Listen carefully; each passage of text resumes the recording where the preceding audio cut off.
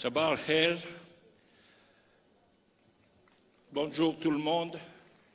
Malheureusement, je ne parle pas l'arabe, je le comprends un peu, mais je voulais tout d'abord exprimer ma grande satisfaction d'exprimer au président de la République islamique de la Mauritanie, M. Mohamed Ould Ouazzani, tous mes remerciements pour m'avoir invité à participer dans ce festival de Ville du patrimoine.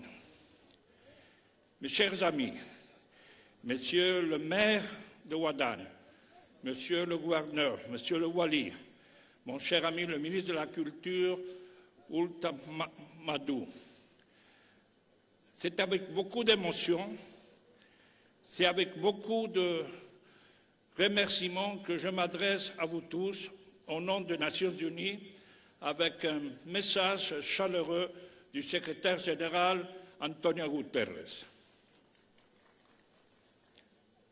Nations Unies est à beaucoup. Nations Unies avec ce festival de villes historiques de caravanes. Ce n'est pas la première fois, mes chers amis, que je suis ici à Ouadane. Il y a 3 ans, j'ai participé à ce festival. Mais ce n'était pas non plus la première fois que j'ai visité les villes historiques de la Mauritanie. Comme jeune diplomate, à mon époque, directeur général de coopération avec le monde arabe, j'avais commencé un projet, un des premiers projets de coopération du Royaume de l'Espagne vis-à-vis de la Mauritanie. C'était à Oualata, une des villes qui font partie de ce trésor de l'humanité que sont les villes historiques de la Mauritanie. Oualata qui accueillit de milliers de manuscrits qu'il fallait restaurer, qu'il fallait sauver.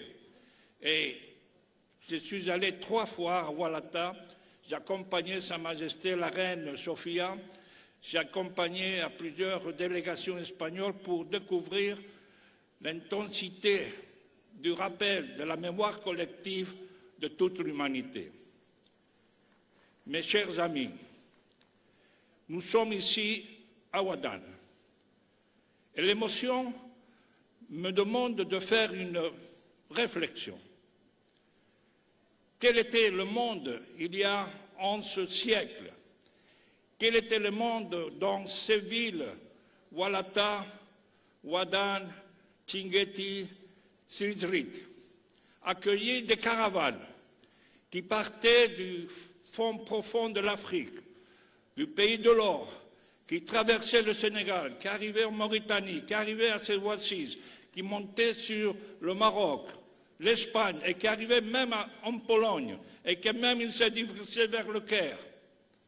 À l'époque, mes chers amis, il n'y avait pas de visa, il n'y avait pas de taxes tarifaires. Les produits, les hommes pouvaient circuler librement, paisiblement. Ils apportaient des produits, oui, ils apportaient de la science, ils apportaient des religions, ils apportaient des idées. Ils voulaient vivre ensemble. Et c'est ça le message que ces villes historiques du patrimoine doivent comporter pour l'avenir. Oui. Ici, vous avez un trésor, Monsieur le Président. Et grâce à votre leadership, vous avez visé, vous avez investi pour faire de ces villes historiques un symbole, mais pas un symbole uniquement psychologique, spirituel, mais un symbole réel pour que les populations de la région, pour que le monde comprenne ce que ça signifie vivre ensemble. Et c'est avec beaucoup d'émotion que j'ai senti, lors de ma dernière visite ici à Ouadane, la nécessité de faire quelque chose de stratégique, quelque chose de différent. Évidemment, il faut préserver le passé, il faut regarder le passé, il faut cultiver la mémoire, il faut restaurer les monuments, les sites, les vestiges, les remparts, les manuscrits.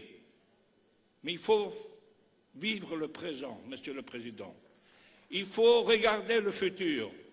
Et qu'est-ce qu'on peut faire pour vivre le présent et le futur sous la responsabilité de cette mémoire collective universelle qui signifie les villes du patrimoine de la Mauritanie?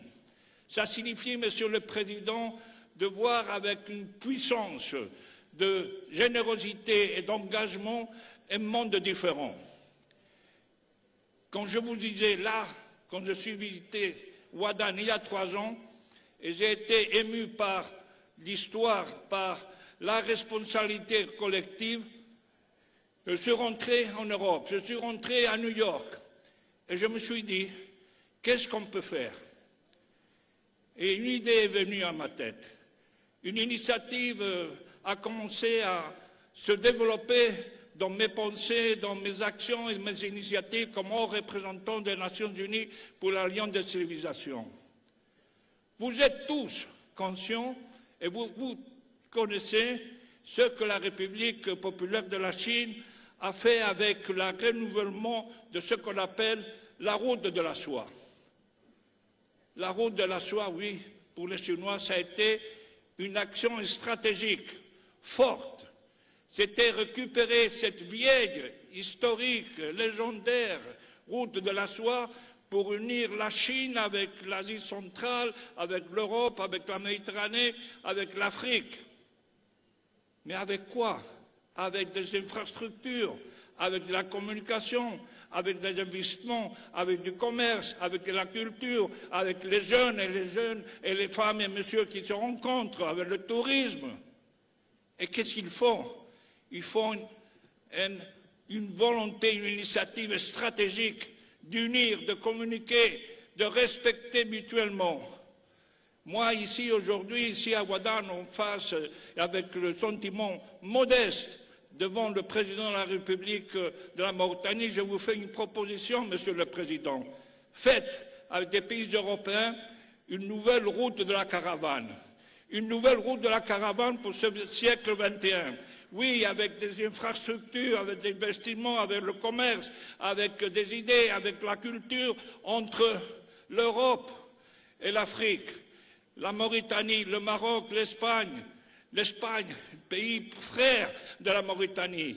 On va assister aujourd'hui à une exposition faite par Álvaro Martínez, avec ses retours, allers-retours entre l'Andalous et le monde arabe islamique. On peut faire beaucoup de choses ensemble, Monsieur le Président, et je suis sûr que sous vos leaderships, on pourra regarder dans le futur qu'ici à Ouadane, dans les villes historiques, on a commencé une nouvelle étape de notre vivre ensemble. Merci beaucoup pour m'avoir invité. Vous comptez avec l'appui de l'Alliance des civilisations des Nations Unies. Je serai celui qui pourrait faciliter la plateforme pour que cette initiative prenne encore plus de dynamisme. Merci beaucoup. Félicitations à tous les citoyens de Ouadane et félicitations à tous mes amis mauritaniens que je porte dans mon cœur. Merci beaucoup.